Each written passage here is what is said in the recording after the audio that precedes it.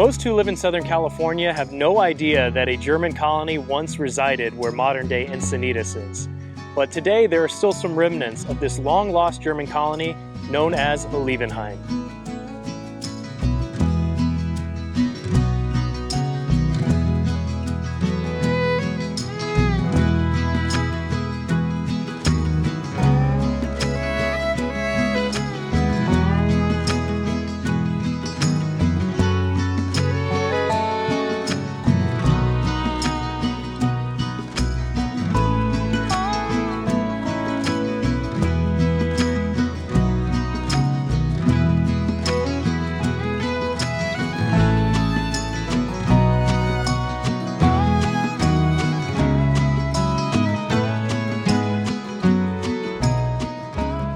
The story of the colony of Olivenhain began at a bar off Larimer Street in Denver, Colorado in the fall of 1884. It was there at that bar that a man named Theodore Penther pitched an idea to other German immigrants to come to Southern California and settle a new colony that they would establish. Mr. Penther saw a newspaper ad from a man named Frank Kimball who was selling a very large rancho here near modern-day Encinitas. And he was so convincing, and there were quite a few German immigrants in Denver, that they were successful, and he was able to get enough people to essentially sink all their life savings into a colony that they'd never laid eyes on land that they'd never even seen. And it was named Olivenhain, which is a conjoining of words in German that basically means olive grove.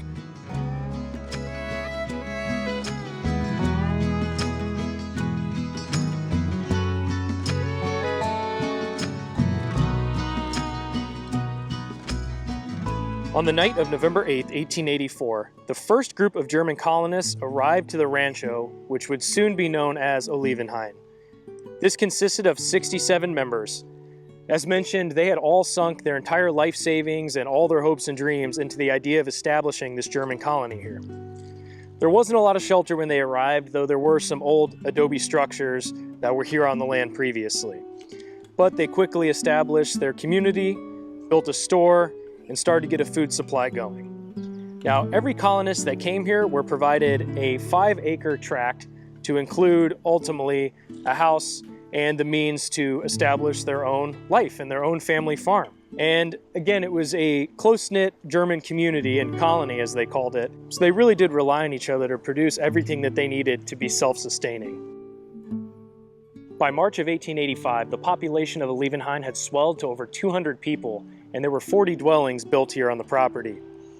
At its peak, Olivenhain had approximately 300 people, which may not seem like a lot, but when you're talking about Southern California in the 1880s, 1890s, that is a sizable community. And while from the outside it seemed that Olivenhain was doing well with its orchards, olive groves, and other agriculture, there were a lot of problems.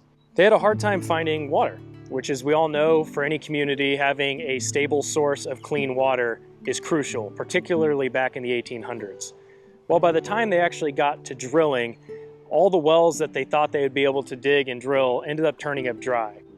The issues of a lack of clean water and wells, compounded with some of the legal issues and concerns that they had with Penther and some of the other founders of the colony, led to many of them to essentially get up and leave.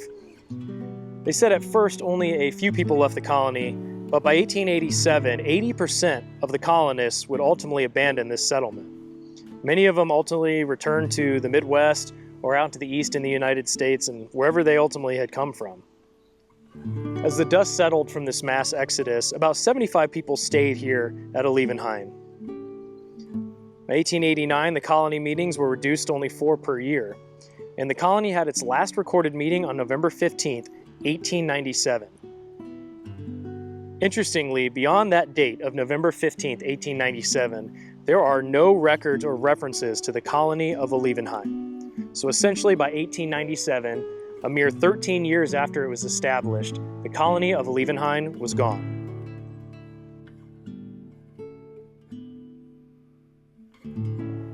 Today, there's really not much left of the original colony of Olivenhain, with the exception of this building that we have before us right here. This is the original Olivenhain Meeting Hall.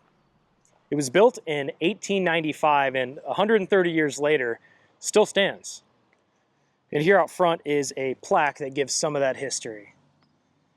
This reads, Colony Olivenhain was settled by German immigrants who arrived from Denver in 1884. Each member was granted 5 acres and use of the community's horse teams and equipment. In 1895, the colonists erected a community hall for meetings and social events. The one-room hall measured 28 feet by 36 feet and featured a pot-bellied stove, bar, and a music stage. Dances, picnics, and 4th of July celebrations were traditional meeting hall events until the 1950s. Today, the meeting hall is once again the heart of the colony Olivenhain. The Olivenhain Meeting Hall became a California Point of Historical Interest in 1971 and was placed on the National Register of Historic Places in 1993. This really is such a beautiful structure. And to think that, here in Southern California, with all the wildfires that we have and how dry it is, that this all-wood structure is still standing after 130 years really is remarkable. And it looks like they have another plaque here. Placed in 1973, it says, "This board and batten redwood structure was built by the German colonists of Olivenhain in the year of 1895 and used for their business meetings and social events. With the exception of a few minor improvements, the meeting hall has remained in its original state up to this day." Yeah, it is beautiful. And it's not open, so unfortunately we're not able to go inside, but you can really get an idea of the size and the construction of this meeting hall just from walking around the outside.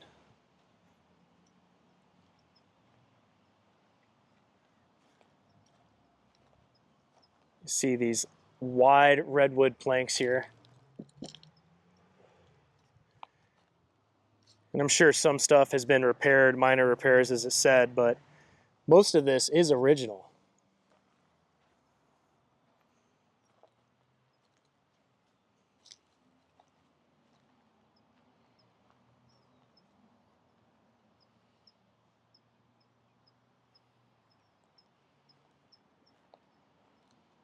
Looks like one of the shutters broke off there, but they have these wooden shutters, which are super cool. And you can see the shutters on the other windows there still in place. And here in the back is a staircase going up to another entrance, it looks like.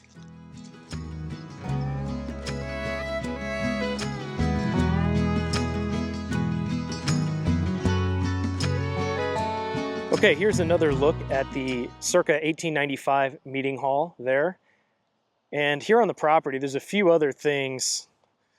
I'm not sure what all is original. I believe that structure is the only original thing, but back here they have a thing where you can play horseshoes. I don't know, is that a horseshoe court? I'm actually not sure what that's called.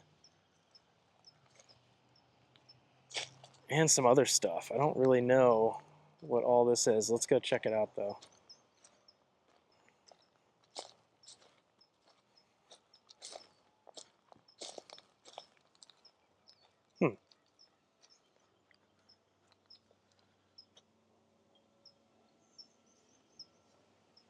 I'm not entirely sure what this would have been used for, or what it is used for. First I thought it was some sort of a well, and maybe it was at a time. It's pretty interesting.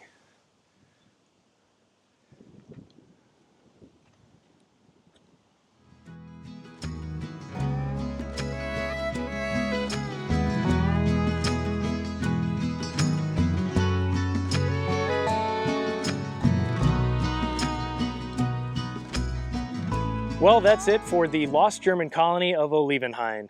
Like I said, there's really not a lot left of it today, but checking out this old meeting house and the fact that it's still standing here 130 years later and being made of all wood here in Southern California really is pretty rare, and it's super cool to see. I wish I could have checked out the inside. Maybe one day I'll be able to come back and see what it's really like in there, but nevertheless, really cool to see this still sitting here just along the side of a busy street here in Encinitas. And, as always, it's cool to learn a little bit more about our culture and the different people that came and settled these areas and that contributed to who we are today and what our communities are like today.